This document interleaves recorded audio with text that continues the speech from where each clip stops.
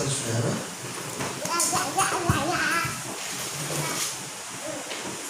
Di dalam kitab suratan Filipi pasal 3 ayat 10 sampai 11, berjudul firman Tuhan pada pagi ini, pengenalan akan Kristus.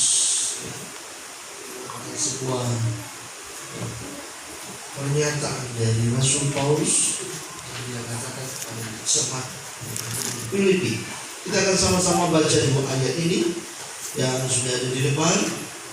Filipi 3 ayat 10 sampai 11. Judul firman Tuhan yang saya boleh bawa kepada pagi ini, pengenalan akan Kristus. 1, 2, 3. Yang kehendaki ialah mengenal Dia dan kuasa kebangkitannya dan persekutuan dalam penderitaannya, di mana aku menjadi serupa dengan Dia dalam kematiannya, supaya aku akhirnya beroleh kebangkitan dari antara orang mati. Haleluya. Nah, saudara kasih Tuhan, kebesaran Allah itu sesungguhnya tidak dapat dijangkau ya oleh akal dan pikiran kita, saudara. Karena kita tidak dapat mengenal Tuhan ya kalau Tuhan itu sendiri tidak memperkenalkan dirinya, kalau Dia tidak menyatakan dirinya kepada kita ya. Nah, saudara kasih Tuhan, menyatakan diri kepada kita itu adalah sebagai bentuk anugerah yang Dia berikan kepada kita. Dengan kata lain, anugerah itu adalah sola gratia ya, anugerah karena kasih Tuhan ya, maka kita boleh dapat diselamatkan ya. Nah, saudara kasih Tuhan, banyak sekali cara Tuhan itu ya untuk menyatakan dirinya kepada kita ya. Salah satunya saudara adalah melalui peristiwa ya, yang terkadang kita tidak bisa mengerti ya mengapa kita harus mengalami ya. Yang jelas saudara, pasti peristiwa itu adalah peristiwa yang menjadi sebuah titik balik ya, di mana kita bisa ketemu Tuhan ya, gitu. Semalam kami berdua sudah mendengar sebuah kesaksian ya dari seorang pilot saudara ya. Dia berkata saudara bahwa kehidupannya saudara adalah kehidupan yang tidak mengenal Tuhan walaupun dia Kristen gitu ya, walaupun dia Kristen ya, tapi dia tidak pernah cari Tuhan dengan sungguh-sungguh. Bahkan juga karena dia punya uang banyak, dia bisa terbang ke sana kemari dengan membawa pesawat ya, dia anggap orang sepele semua. Bahkan istrinya pun juga saudara dia anggap sepele. Tapi luar biasa saudara ya, istrinya tetap berdoa kepada dia ya, sampai suatu kali saudara akhirnya dia bisa berjumpa dengan Tuhan melalui peristiwa yang sangat tragis sekali ya, yang hampir mau menghilangkan nyawanya. Nah, di sana dia bisa ketemu Tuhan ya. Dan saudara kasih Tuhan, orang bisa ketemu Tuhan ya. Pada umumnya banyak orang ketika sejengkal lagi mau mati ya, kan begitu. Ada orang dia bisa berjumpa Tuhan ketika dia sudah tidak punya apa-apa lagi ya. Dan ada orang saudara bisa dapat berjumpa dengan Tuhan saudara ya, melalui peristiwa-peristiwa yang pahit dan yang gelap ya.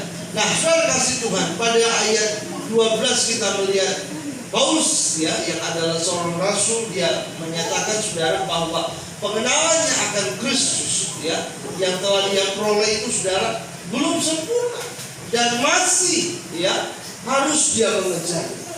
Itu sebabnya saudara di dalam ayat 10 dia berkata bahwa yang ku kehendaki ialah mengenal Dia. Jadi saudara, dia ingin semakin mengenal Tuhan di dalam kehidupannya. Nah, itu sebabnya saudara kasih Tuhan, pada pagi ini saya mengajak kepada kita untuk kita boleh sama-sama diberkati melalui kebenaran firman Tuhan ini ya, yaitu khususnya ada beberapa hal yang harus kita lakukan saudara untuk kita bisa dapat mengenal Kristus, untuk kita bisa dapat mengenal Tuhan dalam kehidupan kita. Pepatah dunia mengatakan saudara, tak kenal maka tak sayang ya. Berarti kalau kita tidak kenal dengan seseorang, tentunya kita nggak akan mungkin bisa membantu, tidak mungkin kita bisa menolong, apalagi meminjamkan, kan begitu saudara. Kenapa ya? Nggak kenal, kan begitu. Itu pepatah dunia mengatakan seperti itu. Apalagi kalau kita tidak mengenal Tuhan ya.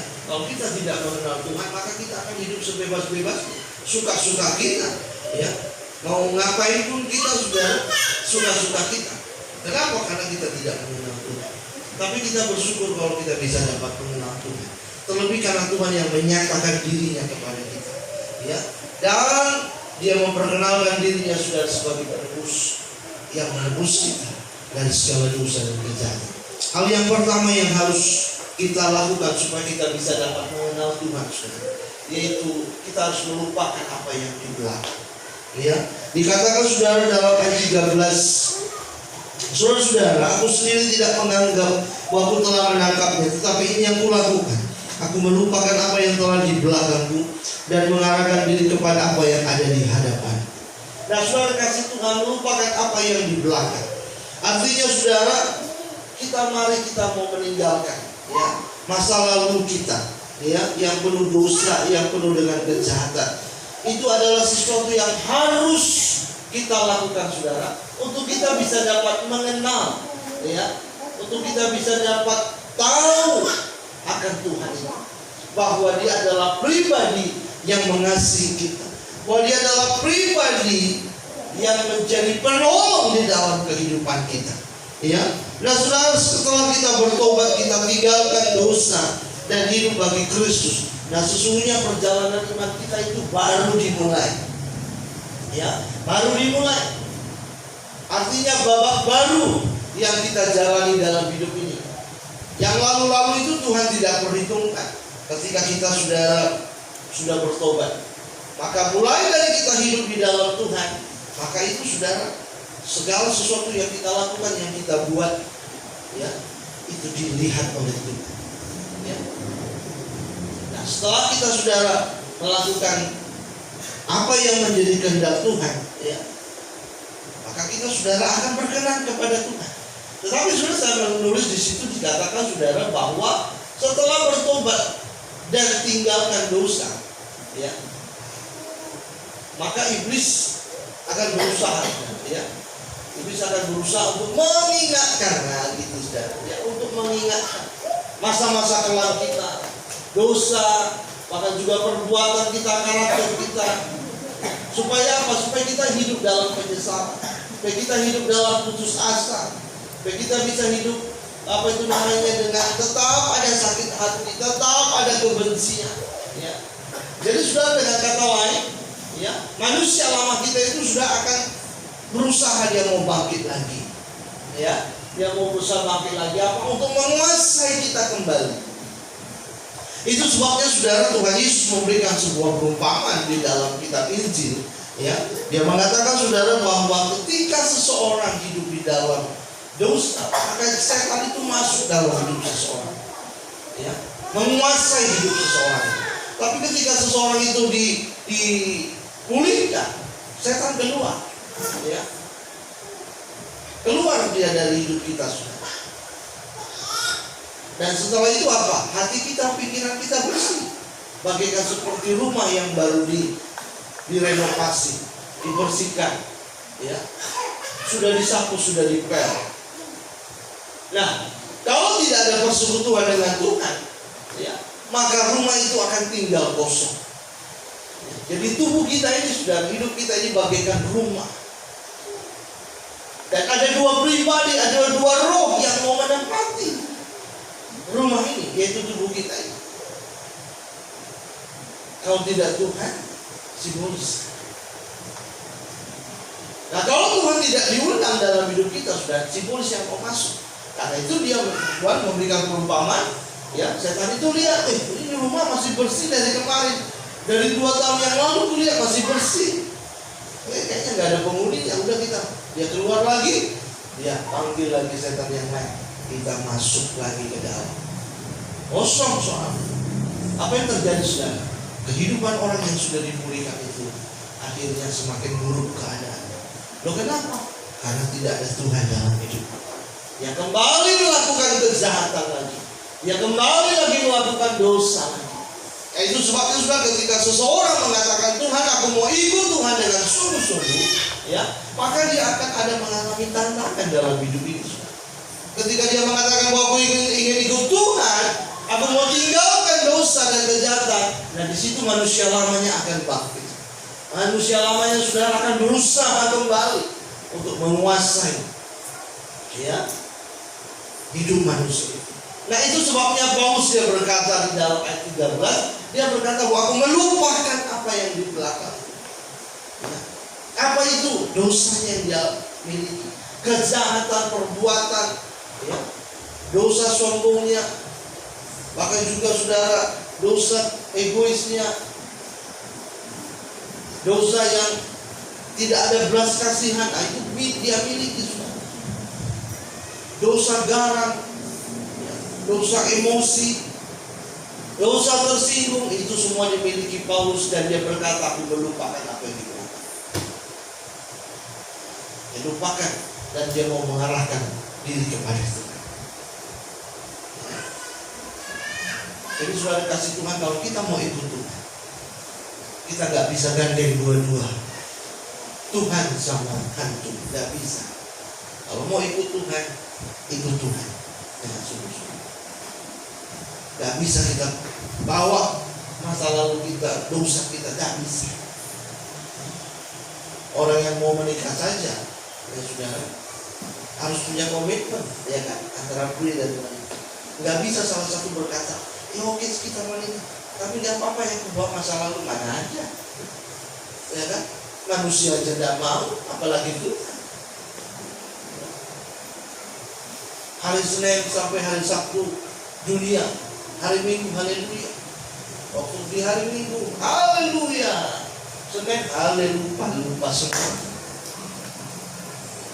Karena bisa sudah dikasih Tuhan. Jadi mari kita mau ikut Tuhan, kita harus ikut Tuhan dengan sungguh-sungguh. Nah saudara, kalau kita masih mengingat hal-hal yang lalu, kehidupan lalu kita, maka dampaknya saudara akan membuat kita tidak maju, dan tidak membuat kita bertumbuh. Kalau maju selangkah dua langkah masih lumayan, ini jalan di tempat. Jalan di tempat sampai besok pun tak akan sampai. Kalau kita jalan di tempat sampai Tuhan Yesus datang pun tak akan sampai.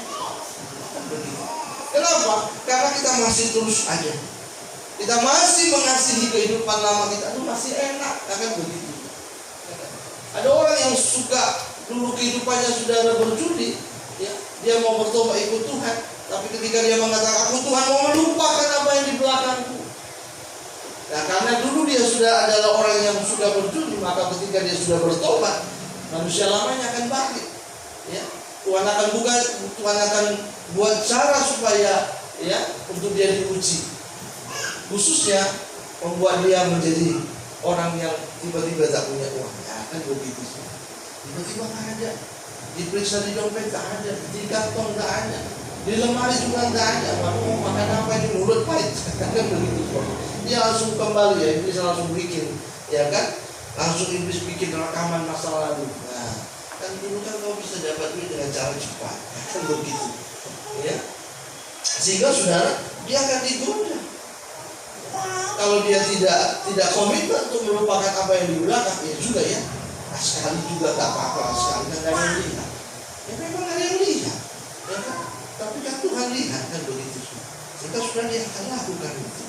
Nah, kalau dia lakukan itu berarti dia comeback, berarti dia akan kembali kepada masa lalu, dan tentunya itu tidak akan membuat dia bisa maju, tidak akan bisa bertumbuh.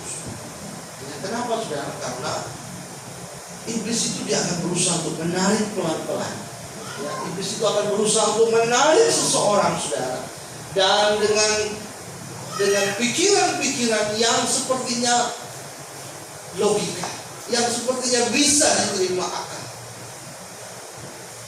Tapi sesungguhnya saudara, iblis mau menjerat seseorang, dia mau mengikat seseorang, supaya apa? Supaya seseorang itu tidak bisa lepas lagi. Ikatannya itu pelan tapi pasti. Dan ketika seseorang diikat, tidak akan bisa dilepaskan. Itu sebabnya saudara penting sekali ketika seseorang sudah mengenal Tuhan, dia sudah bertobat, maka dia tidak boleh melihat ke belakang lagi. Karena kalau dia melihat ke belakang lagi, saudara, dia akan kembali lagi, dia akan haus lagi, dan dia akan haus lagi. Kenapa saudara? Karena itu adalah habitat. Padahal Tuhan mau mengeluarkan dia dari habitatnya. Habitat yang dia tekuni itu, saudara, adalah habitat yang berlumpur. Dan begitu. Tuhan mau taruh dia di tempat yang bersih, tapi dia mau kembali ke tempat yang berlumpur. Ya, saudara kasih Tuhan, itu sebabnya kita harus ada kerjasama antara kita dengan Tuhan untuk kita bisa dapat tinggalkan masalah. Ya, ada kerjasama. Jangan kita pikir bahwa ketika kita sudah bertobat, sudah dibaptis, sudah ikut Tuhan, tiba-tiba Tuhan langsung buang masa lalu kita. Oh tidak, ya, itu harus dari komitmen kita, dari ketegasan kita, dari kesungguhan kita. Ketika kita bilang aku mau, maka Tuhan akan mampu. Bukan langsung Tuhan tiba-tiba. Ada orang berdoa begitu, Tuhan, buanglah dosa ini dari hidupku. Itu doa yang salah. Bukan begitu cara berdoa. Bukan begitu caranya kalau kita mau tinggalkan dosa. Ya, bukan kita minta supaya Tuhan yang buang dosa kita.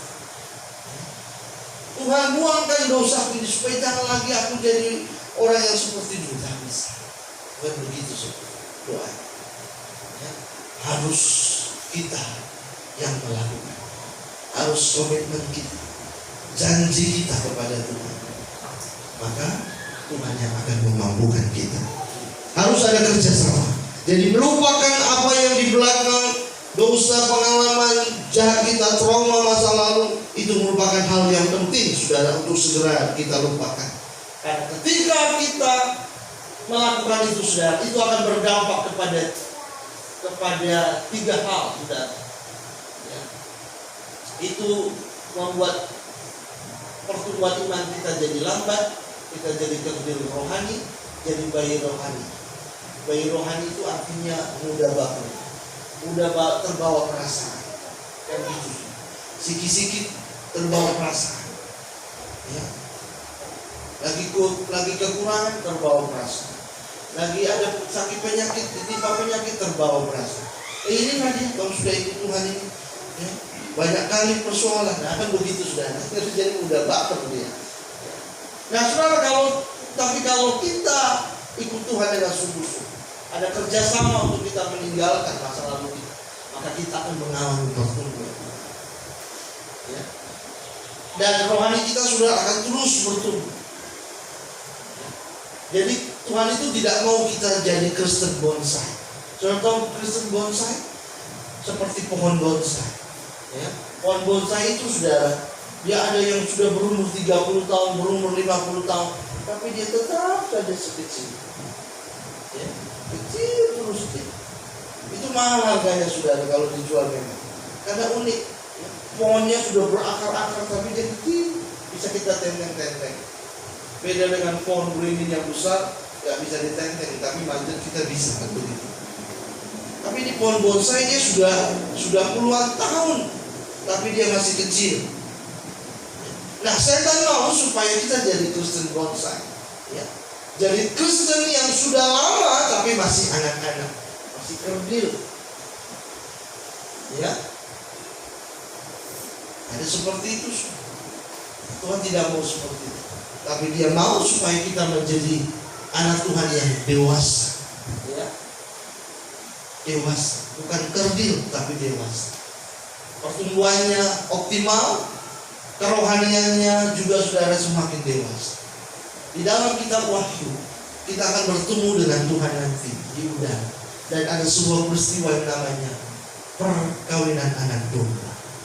Ya, nah, saudara kasih Tuhan, perkawinan anak domba itu akan terjadi kepada kita sebagai mempelai wanitanya Tuhan. Ya. Nah, saudara, kriterianya menjadi mempelai anak domba itu, saudara, harus dewasa apalagi. Karena secara jasmani juga nggak pernah ada anak-anak dinikahkan. Nggak pernah kita dengar ada anak 8 tahun menikah. Nggak ada, nggak pernah. Dan nggak pernah ada orang tua mengizinkan anak umur 8 tahun dinikahkan, saudara. Kenapa? Karena dia belum dewasa, dia belum akil balik, dia belum tahu apa yang baik dan jahat. Dewasa di pikirannya belum stabil. Jadi tidak ada Jadi sudah dikasih Tuhan, kalau kita masih Kristen anak-anak, sudah lama jadi Kristen tapi masih Kristen anak-anak, maka tentunya maaf beribu kali maaf, tidak akan bisa ikut dalam perjamuan kawin anak Tuhan. Kita nggak bisa menjadi mempelai Tuhan. Kita nggak bisa bersanding dengan Tuhan. Kenapa? Karena rohani kita kecil. Lo apa penyebabnya? Karena kita belum melupakan apa yang di belakang. Segala dosa kejahatan dan segala hal-hal yang buruk masih kita lakukan. Walaupun kita Kristen, walaupun kita ke gereja, tapi untuk urusan hal-hal yang jahat, untuk urusan hal-hal yang tidak berkenan kepada Tuhan, tetap terus kita lakoni, maka pertumbuhan kita nggak bisa optimal. Ya. Firman Tuhan itu nggak bisa bekerja di dalam kehidupan kita. Karena ketika kita dengar firman Tuhan, kita langsung jawab-jawab dalam hati. Yang notabene saya nggak dengar, tapi Tuhan dengar, walaupun hanya kita ngomong dalam hati. Luar biasanya Tuhan, saudara.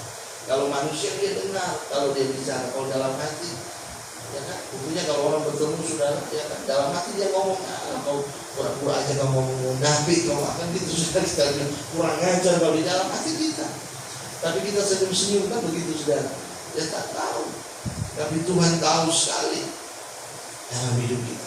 Nah, karena itu sudah dikasih Tuhan, kalau kita mau jadi dewasa rohani, tidak ada cara lain. Ya, kita harus benar-benar melupakan hal-hal yang sudah kita buat dulu, dan mari kita mau buat hal-hal yang berkenan kepada Tuhan. Tanpa usaha untuk meninggalkan dan melupakan akan berakibat pada krisis iman. Ya. Krisis iman artinya saudara kita hampir, ya, sama sekali kita nggak percaya kepada Tuhan dan menjadi Kristen KTP. KTP itu kepanjangan dari Kristen tanpa pertobatan. Dalam tanda kutip. Artinya Kristen tanpa pertobatan itu hanya sekedar inisial saja. Kristennya itu hanya Kristen sekedar saja. Tuhan tidak mau seperti itu. Kita tidak akan bisa menjadi dewasa rohani kita. Nah, saudara kasih Tuhan, hal yang kedua yang harus kita lakukan saudara, untuk kita bisa dapat pengenalan akan Tuhan, kita harus pandang terus kepada Kristus. Dalam ayat 12, bukan seolah-olah aku telah memperoleh hal ini atau telah sempurna, melainkan aku mengejarnya kalau aku dapat juga mengenangkapnya. Karena aku pun telah ditangkap oleh Kristus. Nah, saudara, hal selanjutnya yang harus kita lakukan, saudara, di situ dikatakan saudara Paulus mengarahkan diri terus dengan memandang kepada Tuhan. Ya, jadi saudara, untuk kita mengenal Tuhan, pandangan kita harus kita arahkan kepada Tuhan. Ya, jangan lagi kepada dosa, jangan lagi kepada kenikmatan, ya, jangan lagi kepada hal-hal yang pernah dulu kita nikmati. Kita harus tinggalkan. Ya. Jadi yang harus kita pandang itu saudara adalah Tuhan. Jadi ketika Tuhan yang kita pandang, maka secara otomatis kita akan dituntut untuk melakukan kebenaran. Kita akan dituntut untuk melakukan kebaikan. Kita akan dituntut saudara untuk melakukan apa yang menjadi kehendak Tuhan. Kalau dulu kita dibenci orang, kita sikat habis. Kan begitu saudara.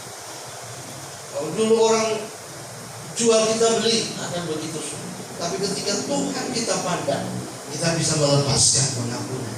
Ketika Tuhan kita pandang, kita bisa dapat memberkati orang, ya, yang membuat, yang justru, ya, yang buat sama kita tidak bagus, tapi kita bisa mampu. Loh, kenapa bisa begitu? Karena Tuhan yang kita pandang. Ya. Kalau kita tidak memandang Tuhan, kita akan balas kejahatan dengan kejahatan. Tapi kalau Tuhan yang kita pandang, kita bisa balas kejahatan itu dengan kebaikan. Kita bisa memberkati, kita bisa mendoakan. Kalau kita tidak pandang Tuhan, kita jangankan saudara memaafkan, jangankan berdoa, memaafkan aja nggak akan bisa. Nah, untuk kita bisa dapat bertumbuh di dalam pengenalan akan Tuhan, saudara, kita harus terus memandang kepada Tuhan. Ketika walaupun ada persoalan, Nah saudara, kadang-kala saudara, iblis dia berusaha untuk membuyarkan perhatian kita. Ya, dia buat kita mengalami pergumulan, dia buat kita mengalami sakit penyakit, dia buat kita mengalami persoalan.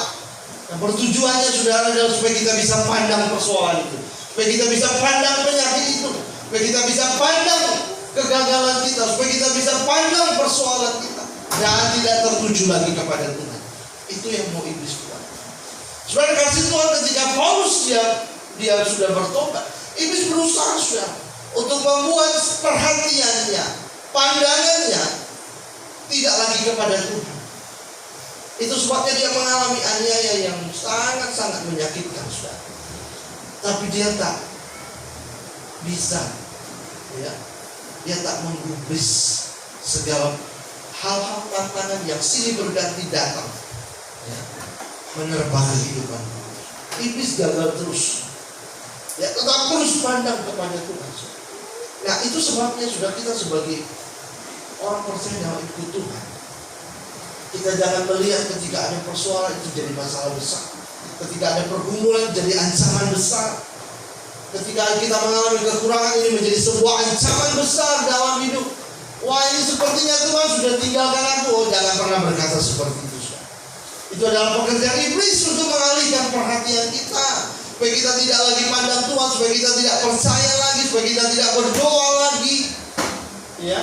Tapi Tuhan mau saudara supaya apapun yang terjadi, goncangan apapun yang terjadi, kita mau terus pandang Tuhan, kita mau terus percaya kepada Tuhan, kita mau tetap terus mengasihi Tuhan, dan tetap kita berkata Tuhan Yesus baik.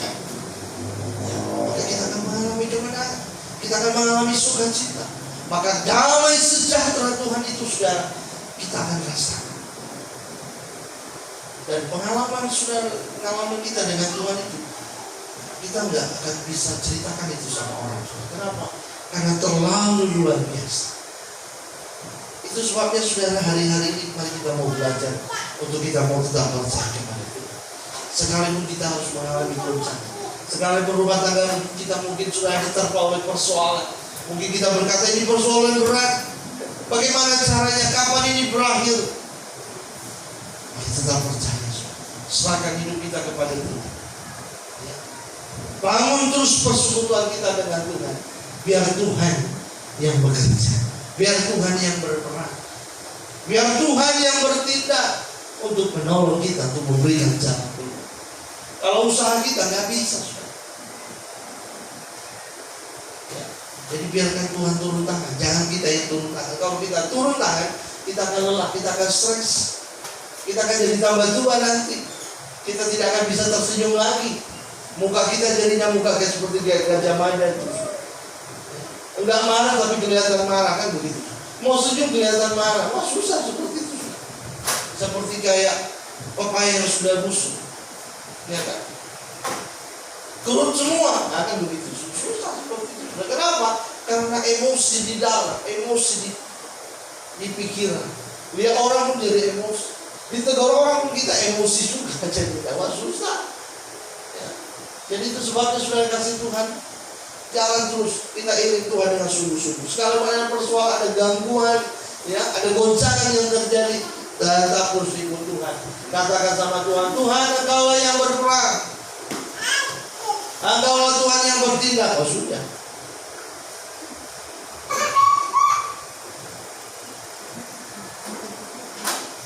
Jadi sudah dikasih Tuhan, mari kita mau serahkan hidup kita kepada Tuhan, supaya kita bisa dapat mengalami Tuhan, anugerah Tuhan dalam hidup kita. Salah satu dari kita tolong baca dalam Yeremia 29 ayat 11, itu ada di depan. Sebab aku ini mengetahuinya rancangan-rancangan apa yang ada padaku mengenai kamu. Demikianlah firman Tuhan, yaitu rancangan damai sejahtera dan bukan rancangan kecelakaan, untuk memberikan kepadamu hari depan yang penuh harapan. Amin, saudara. Amen. Jadi ini adalah sebuah pernyataan Tuhan, saudara. Ya, ini adalah sebuah pernyataan Tuhan bahwa setiap kita, siapapun kita, saudara, kita itu ada di dalam rancangan Tuhan. kita ada di dalam tangannya Tuhan. Jadi Tuhan itu punya rancangan yang luar biasa di dalam kehidupan kita. Planning Tuhan akan kehidupan kita itu, saudara, adalah rancangan yang terbaik. Jadi jangan sampai saudara saya kacaukan dengan kita bimbang, dengan kita ragu, dengan kita saudara kembali kepada kehidupan lama. Jadi iblis itu tahu sekali saudara firman Tuhan ini. Persoalannya adalah manusia yang gak ingat ayat ini. Itu sebabnya iblis intensif sekali dia mengganggu dan mengacau orang dengan berbagai persoalan, dengan berbagai tantangan, dengan berbagai intimidasi, ya, dengan berbagai macam-macam masalah, supaya orang Kristen itu saudara, supaya orang percaya itu tidak mengalami ini. Karena rancangan Tuhan itu luar biasa. Sebab iblis dia tidak suka hal yang terbaik Tuhan lakukan dalam hidup kita. Sebabnya dalam Yohanes pasal 10 ayat 10, Tuhan Yesus berkata, aku datang untuk memberi hidup dan hidup yang berkelimpahan. Tapi kalau iblis, dia berusaha untuk mencuri, dia berusaha untuk membunuh, dan yang terakhir dia mau membinasakan. Nah, itu sebabnya sudah dikasih Tuhan, jangan kita hancurkan, gagalkan rancangan Tuhan itu dengan sikap kita yang mau termakan, terpancing dengan caranya iblis untuk menjauhkan kita. Jadi sudah dikasih Tuhan rancangan yang mendatangkan damai sejahtera, bukan rancangan kecelakaan, tapi rancangan yang penuh dengan damai sejahtera. Jadi sudah dikasih Tuhan, Tuhan mau lakukan ini di dalam kehidupan kita semua. Jadi dalam Efesus 1 ayat 18 itu, ya, kita minta kepada Tuhan supaya kita bisa dapat benar-benar memahami, ya, kita bisa dapat mengerti dan tahu dengan pasti, ya, bahwa Tuhan itu memiliki rancangan yang luar biasa. Paulus dia berdoa agar Tuhan menjadikan mata hati kita itu terang, supaya kita bisa dapat mengerti pengharapan yang terkandung dalam panggilan Tuhan. Betapa kayanya kemuliaan Tuhan itu. Nah, kalau orang Kristen yang masih memandang terus ke belakang, dia tidak akan menghargai betapa kayanya kemuliaan Tuhan itu. Dia akan menganggap sepi Tuhan itu. Biasa aja lah Tuhan itu, biasa. Iblis akan buat seperti itu supaya dia mengaburkan pandangan kita kepada Tuhan. Kita nggak melihat bahwa Yesus juru selamat kita itu selalu ada bersama-sama dengan kita. Dia akan berusaha untuk mengalihkan perhatian. Tapi oleh sebab itu jangan sampai itu terjadi. Jadi kita ikut Tuhan dengan sungguh-sungguh. Ikut Tuhan dengan sungguh-sungguh. Sekalipun ada masalah, ada tantangan, kita terus maju dan iring Tuhan dengan sungguh-sungguh. Hal yang ketiga sudah dikasih Tuhan. Untuk kita bisa dapat mengenal Tuhan, kita harus berlari kepada tujuan. Ya, berlari kepada tujuan. Dalam ayat 14 dikatakan, dan berlari-lari kepada tujuan untuk memperoleh hadiah. Itu panggilan surgawi dari Allah dalam Kristus Yesus. Dan saudara, Paulus dia berlari kepada tujuan dengan fokus, dia menjadi fokus kepada panggilannya, saudara, menjadi rasul, ya, yang dia pandang itu sebagai suatu hadiah, sebagai sebuah kepercayaan, ya, dari Tuhan. Nah, saudara kasih Tuhan, hidup kita pun juga, saudara, adalah suatu anugerah, ya. Jadi kita melihat, saudara, suatu anugerah yang Tuhan berikan kepada kita. Apa itu, saudara? Yaitu pengampunan. Ya, pengampunan itu artinya bicara tentang penebusan. Jadi hidup kita ini, saudara, adalah kehidupan yang penuh dengan dosa sebelum Tuhan selamatkan kita. Ya. Oleh karena Adam dan Hawa jatuh dalam dosa, maka kita tergadai semua, saudara. Ya. Kita yang hidup dari keturunan Adam, semuanya sudah otomatis akan masuk kepada yang namanya kebinasaan. Tidak ada pengecualian. Lahir, mati, binasa. Dan begitu sudah. Tapi Tuhan Yesus, dia datang ke dalam dunia, mengambil rupa seperti seorang manusia. Dia mati di salib untuk memberikan penebusan bagi kita. Lalu darahnya, maka kita mendapatkan pengampunan. Kita mati, kita tidak binasa. Kita beroleh hidup yang kekal. Itu yang Tuhan katakan dalam Yohanes 3:16. Ya. Pengampunan, ya, penebusan. Dan di situ saudara, kita mendapatkan keselamatan dan juga kita mendapatkan berkat. Ya. Jadi saudara, mari kita mau berlari, ya, berlari dengan iman kepada tujuan untuk memperoleh mahkota, ya, supaya pengampunan, keselamatan, berkat itu tetap kita miliki di dalam kehidupan. Jadi saudara, kita mau kejar, kita mau berlari untuk dapatkan itu. Kita nggak boleh tenang-tenang aja, suluh-suluh, goyang-goyang kaki, ya, toh nanti selamat.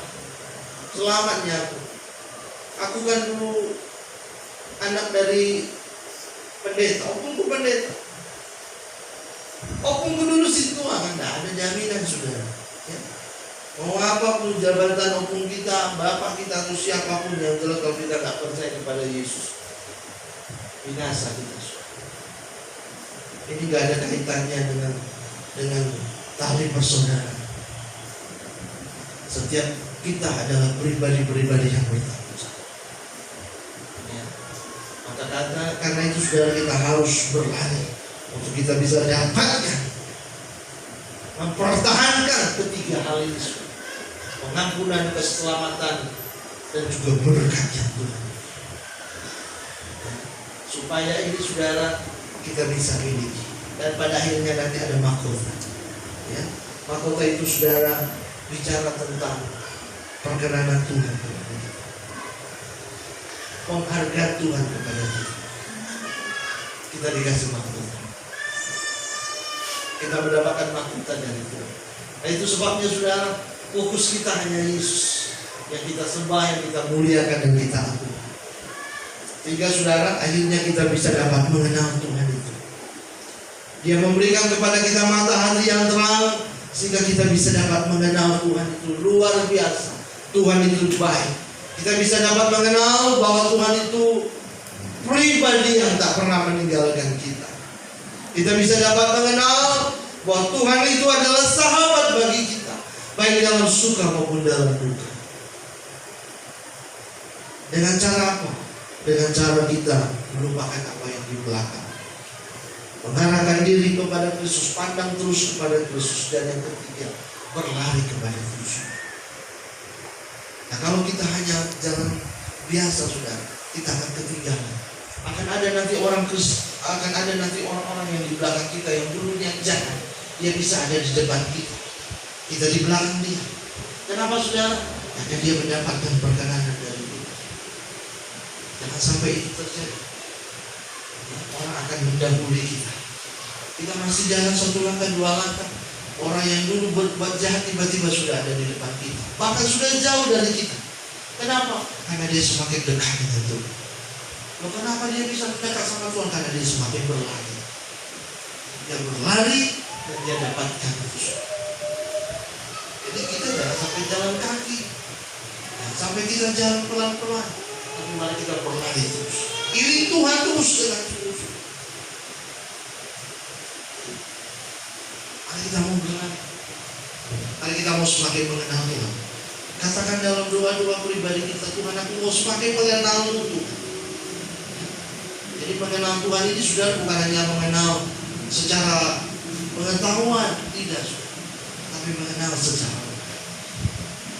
secara pribadi Tuhan itu dalam hidup kita, sehingga kita bisa dapat mengasihi Tuhan Yesus. Walau apapun tantangan yang terjadi, kita nggak akan pernah menuduh Tuhan yang membuat tidak. Kita tidak akan pernah menyalahkan Tuhan. Tapi yang keluar dari mulut kita adalah kita senantiasa bersyukur dan bersyukur kepada Tuhan.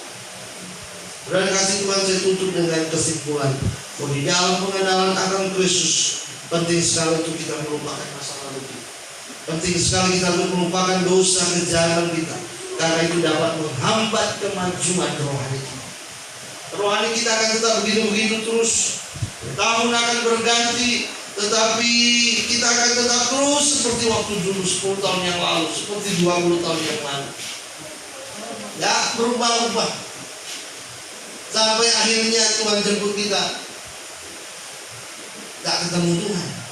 Kenapa? Karena binasa. Ya. Nah, saudara kasih Tuhan, kita harus melupakan, tinggalkan, supaya kita bisa dapat fokus, kita bisa dapat benar-benar terarah pandangan kita kepada Tuhan. Kita harus memandang kepada Tuhan meskipun banyak persoalan, meskipun banyak ya.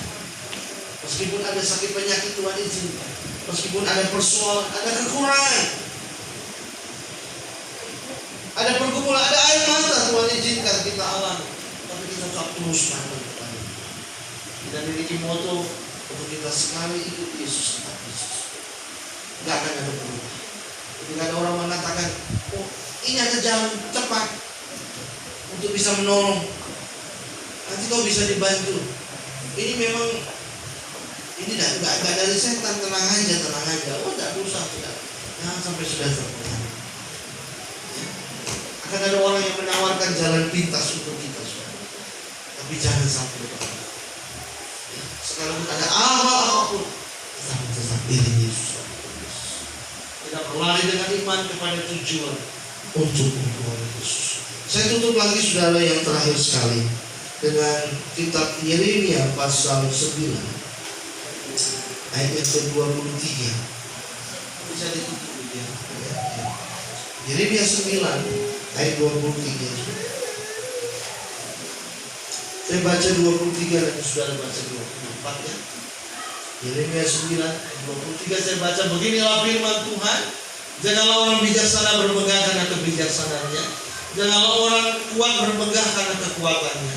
Janganlah orang kaya bermegah karena kekayaannya. Ayat 24. Tetapi siapa yang mau bermegah, baiklah bermegah karena yang berikut, bahwa ia memahami dan mengenal aku, bahwa akulah Tuhan yang menunjukkan kasih setia, keadilan, dan kebenaran di bumi.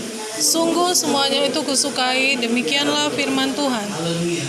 Saudara kasih Tuhan, dan yang perlu kita megahkan dalam hidup ini, tidak yang perlu kita sombongkan saudara, tidak yang perlu kita andalkan dalam hidup ini.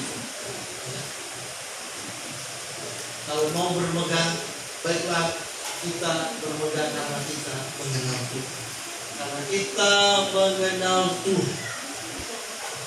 Apapun yang saudara yang kita lakukan, kalau kita tidak mengenal Tuhan, tidak artinya. Tanpa Tuhan kita tidak bisa berbuat apa-apa. Sebab itu serahkan diri kita kepada Tuhan saudara. Arahkan pikiran kita kepada Tuhan, supaya kita bisa dapat melihat perbuatan Tuhan yang nyata. Di akhir zaman ini saudara, penghujung zaman ini, kedatangan Tuhan yang akan segera datang. Kita tidak tahu kapan Tuhan mau datang, tapi yang jelas kita mau persiapkan diri. Dan tanda-tanda kedatangan Tuhan itu semakin jelas. Itu akan ada banyak orang-orang yang akan semakin meninggalkan Tuhan, akan murtad. Kenapa saudara? Karena dia termakan dengan kenikmatan dunia. Itulah salah satu tanda saudara, bahwa kedatangan Tuhan itu semakin mendekat. Akan ada banyak orang-orang saudara yang tidak lagi ikut Tuhan dengan sungguh-sungguh. Akan ada lagi saudara orang hanya formalitas kekristenan, tapi kehidupannya 11-12 dengan dunia. Itu sebabnya kita harus ikut Tuhan dengan sungguh-sungguh. Jangan sampai kita terpengaruh, jangan sampai kita terkontaminasi. Tapi ikutlah Tuhan dengan sungguh-sungguh. Serahkan hidupmu kepada Tuhan saudara, supaya Tuhan memberkati kita. Hari ini, besok dan seterusnya, maka juga sampai malam. Amin saudara. Amin. Puji Tuhan, Tuhan Yesus memberkati kita.